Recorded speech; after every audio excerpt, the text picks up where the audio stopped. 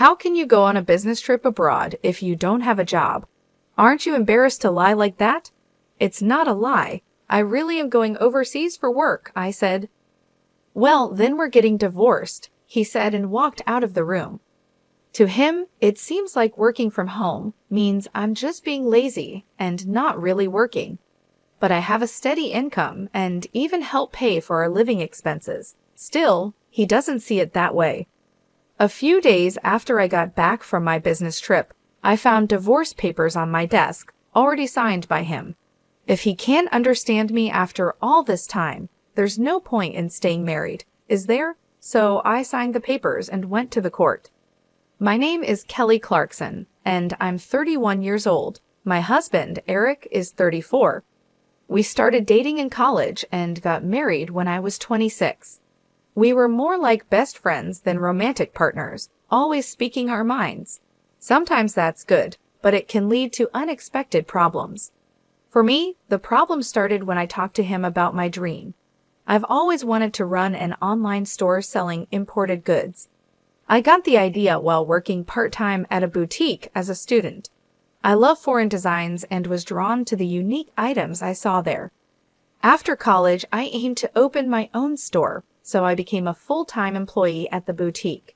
Even with a full-time job, I couldn't give up on my dream. I really want to have my own shop filled with my favorite foreign goods and deliver them to customers. My parents and friends were supportive, saying things like good luck and you'll surely succeed. I thought Eric would understand and support my dream too. I tried to bring up the topic with Eric when he got home from work. Hey Eric, you know I've been talking about opening my own shop for a while, right? About that. Oh no, not this again. It won't work if you do it just like that. You should give up. Why would you say that? It's not just a sudden idea. I've been thinking about it for a long time. Impossible is impossible. Life isn't as easy as you think, he said. There's no need to be so harsh. Why do you always shut down my ideas right away? I said, raising my voice without meaning to. Eric looked at me with cold eyes and a scornful expression. Then tell me, what's your plan if this idea of yours doesn't succeed? Well, I know it won't be successful right away, but... And what about your income until then? We're splitting the rent and living expenses now, and you're telling me I have to cover it all. No, that's not what I mean. I have some savings for the initial costs, and I'll still pay the rent. Oh, really? Then do whatever you want. But if it doesn't work out and you regret it, it's not my problem. Every time I talked about starting my own business, Eric always got upset. The reason was simple. He worried my income would become unstable. The import shop where I worked was in a good location, and we had a lot of customers. Because of that, my income was pretty high, almost the same as Eric's, who worked in an office. It might even be a bit higher. That's why I often paid for meals when we went out and sometimes paid a bit more for the rent. The idea of my income going down was something Eric just couldn't accept. At first, he would say things like, "Why rush things?" or "You should take your time and prepare," in a kind voice. But now, he didn't mind hurting my feelings. Even so, I didn't give up on my dream of having my own shop. No matter how much Eric was against it, I focused on making my dream come true. As a result, I'd overcame his objections, and at the age of 27, I started an online boutique. At first, just like Eric predicted, it was hard to get things going smoothly. But over the years, I tried all sorts of strategies. I used the advantages of an online shop by outsourcing to well-known e-commerce companies, promoting on social media, and doing everything I could to succeed. Thanks to these efforts, a year after starting my own business, things began to look up. I was able to make a steady income. I expanded my customer base and added more products. Now, my yearly sales have reached $600,000. Because Eric was so against my business, I never talked about the sales.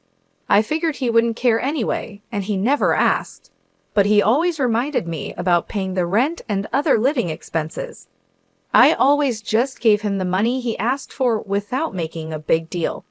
I kept our conversations about work as simple and non-controversial as possible. But then, one day, something happened. I got a message on my online shop's direct messages. I'm a regular customer of your shop. I was wondering, in addition to the international knickknacks, could you also sell furniture?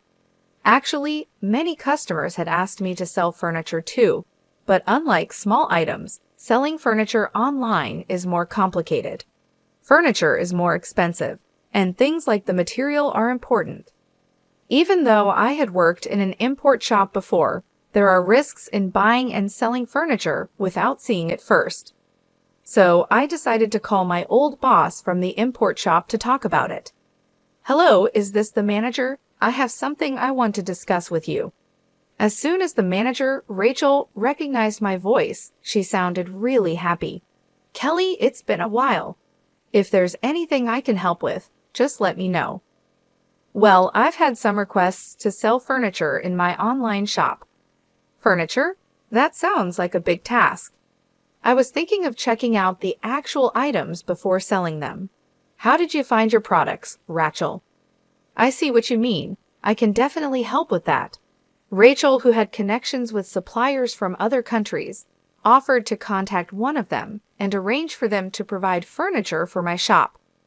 Because of my good relationship with Rachel, the overseas supplier was willing to help. I decided I would travel abroad to find the furniture. However, I couldn't just leave without telling my husband. So that night, I brought up the topic with Eric. Eric, about the week after next, would it be okay if I'm away for about a week? A week? Why so long? He asked. Well, I might have to go abroad for work with Rachel from the shop I used to work at, I explained. Abroad? If you're going to lie, at least make it believable, he said, sounding like he was mocking me. What? I asked, confused. He pointed at me with a mocking look on his face. You're going overseas for work? You're almost unemployed. What are you even talking about? Wait a minute. You know I run an online shop, right? This trip is to find new items for the shop, I tried to explain. So you think I'll just believe you if you say it's for work? Are you stupid? Your little shop won't get you far. Think what you want, but our sales are good and our customers are growing. This trip is because a customer requested it, I insisted.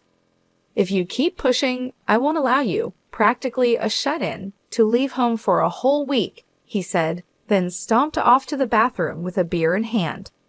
A deep sigh escaped from my lips. Why can't he try to understand? His reaction is too harsh just because he doesn't approve of my work. But I can't go abroad without his permission. I need to convince him, no matter what. Even though I was nervous to bring it up again, I couldn't ignore the problem. The next day, when he came home from work, I spoke to him again. Eric, about yesterday's discussion. Look, I'm tired. I don't have time for your lies, he cut me off. I'm only telling the truth. An unemployed person going on a business trip abroad? You're good at lying, he said, mocking me again. I'm not lying. I really have to go abroad for work. At that moment, I grabbed his arm, pleading with him. He looked down at me, mocking me again. Oh, really? Then liars get divorced too. Divorced? What are you saying? I can't stand liars, especially people like you who always try to show off. I didn't mean. Shut up. You just want to use a lame excuse to go on a vacation abroad. I bet your boss is a man too, right? Divorce. I'll make sure to demand my share of everything, he said, storming out of the room. At that moment, a furious rage built up inside me. Who does he think he is, looking down on me like that? I work from home, but he only wants to feel superior. Enough is enough. If he wants it that way, then I'll do what I want. So I stopped asking for his permission and decided to go on my business trip abroad as planned. 3 weeks later, I went overseas with Rachel. We went straight to our suppliers in the U.S., where we checked out the furniture and accessories I would sell in my boutique. Since I was already abroad, I spent the last day sightseeing with Rachel, and we had a great time. However, it wasn't all easy. My phone was filled with angry messages from Eric. You didn't really go overseas, did you? Get back here now. I'll forgive you if you return today. Time's up. We're getting divorced, you worthless woman. Every message made me more annoyed, but I didn't reply. I knew that responding would only make things worse. When I get back, if he's willing to talk, we'll discuss it then. With that decision, I enjoyed a carefree week abroad. The business trip ended, and I said goodbye to Rachel at the airport and started my journey home. Facing Eric was awkward, but I prepared myself and opened the front door. I'm home, I called out. The house was dark, and no one greeted me. As I walked into the living room, I saw laundry scattered on the floor with no place to step. Used dishes and instant noodle containers were piled up in the sink. Amid this mess, I noticed a piece of paper on the desk. What is this? I thought. It was a filled-out divorce paper. Beside it was a rough note that said, "To the cheating, jobless woman, I'm ending things with you. Fill out the divorce papers immediately.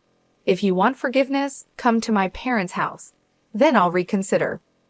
Just reading the note, I could imagine Eric's smug face. He probably thinks that by writing this, I'd rush to apologize. Of course, I had no intention of doing that. I signed the divorce papers that Eric had left for me and went straight to the state court. Everything went smoothly, and the divorce was accepted without any problems. After that, I went to a real estate agent to cancel my lease on the apartment. This apartment was where I lived when I was single. When Eric and I decided to live together, he moved in because it was spacious enough for both of us. We had talked about moving to a bigger place if we had kids, but now that wasn't going to happen. Once I finished canceling the lease, I went back to the apartment and immediately started packing my things. The next day, I arranged for my belongings to be sent to my parents' house. I also made arrangements to have Eric's things sent to his parents' house. During this time, Eric kept sending me messages full of angry demands and accusations. Stop being stubborn and come apologize now. You have until the end of the week, and messages like that. I ignored all of them. I continued to pack and send everything from the apartment, both mine and Eric's, to our respective parents' homes. After the apartment was empty, I went back to my parents' home. A week later, my phone kept ringing nonstop. Even though I ignored it, the calls wouldn't stop. So I decided to answer the phone, planning for this to be the last time I talked to him. I pressed the answer button. Hello? Immediately, Eric started shouting. What the hell do you think you're doing? Surprised by his loud voice, I pulled my phone away from my ear. I decided to record the call just in case something happened. Then I spoke again. What's the big deal? There's nothing left to talk about. Don't mess with me. Why were all my things sent to my parents' house? I just got to the apartment, and it's completely empty. Oh, that. Well, I canceled the lease on the apartment, so I sent your things to your parents' house. What? You didn't even talk to me about this, he yelled. There was no need. You were so sure about the divorce, so I made my own plans. I didn't think you would want to stay in the apartment that was under my name, I explained calmly. You had no right to touch my things, he shouted angrily. Actually, I did. You left the divorce papers and made it clear you wanted out. I just took care of the rest, I replied. I can't believe you would do this. You're so selfish, he continued. Eric, you called me a cheating, jobless woman. You wanted a divorce and didn't care to talk things through. Now I've made the changes you wanted. There's no point in dragging this out, I said, trying to keep my voice steady. Dragging this out? You moved all my stuff without my permission. You didn't even give me a chance to decide, he raged on. You had a chance. You chose to end things abruptly and left me with no choice but to take action. You said you couldn't stand me and wanted a divorce. So I took care of everything, I responded. Eric was silent for a moment, probably thinking about what to say next. Then he finally spoke again. You're just trying to make yourself look good. You always do this. You never cared about what I wanted. I took a deep breath and said, Eric, I've always tried to be understanding and support you, but you made it clear you didn't respect me or my work. I'm not going to argue about this anymore. The decision is final. What about all the memories? What about everything we shared? He asked, his voice softer now. Memories are just that, memories. We can't live in the past. You made a choice, and now we have to move forward. I wish you the best, but I'm moving on, I replied, trying to stay strong. There was a long pause on the other end of the line. Then Eric finally said, Fine.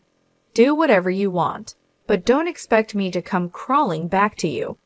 I don't. Goodbye, Eric, I said and hung up the phone. I felt a mix of relief and sadness wash over me. It wasn't easy to end things this way, but I knew it was the right decision. I took a deep breath and looked around my parents' house, feeling a sense of comfort and support. It was time to start a new chapter in my life, free from the negativity that had held me back for so long. I canceled the lease, so I had to move everything out, right? What? Canceled? How could you do something like that on your own? Eric shouted, sounding shocked and angry. On my own. The apartment was in my name. I can do whatever I want with it, can't I? At this point, I had nothing left to lose. His words didn't affect me at all, and I responded in a defiant tone. Eric's irritation was evident on his face. Don't mess with me. I don't care about the lease. We were married, remember? I lived in that apartment too, and you just went ahead and canceled it without even talking to me. Married, yes, but whether you think I cheated or not, we're still married. Canceling the lease on our apartment without discussing it with your husband, what were you thinking? You think you can just do whatever you want, even though you're unemployed? I'll never forgive you for this. He continued to yell, showing no regard for my feelings or my situation. His rant made it clear he didn't care about me or my perspective at all, so I decided to tell him the truth. Sorry to burst your bubble, but you're getting all worked up about not forgiving me, and we're not even married anymore, okay? I said, trying to keep my voice calm. What? What are you talking about? Eric looked confused and angry. I submitted the divorce papers you left behind, so we're strangers now. Why should I keep renting a place for a stranger? Hold on, you're joking, right? You're basically unemployed. You'd be in trouble without me, he said, trying to sound like he was still in control of the situation. What? Don't make me laugh. When did I ever say that? I replied, feeling a mixture of frustration and relief. Eric was caught off guard and didn't know what to say. He stammered, trying to find the right words. Taking the opportunity to release my pent-up frustration, I continued, You've looked down on me all this time. I'm not the unemployed or jobless person you think I am. I didn't cheat on you.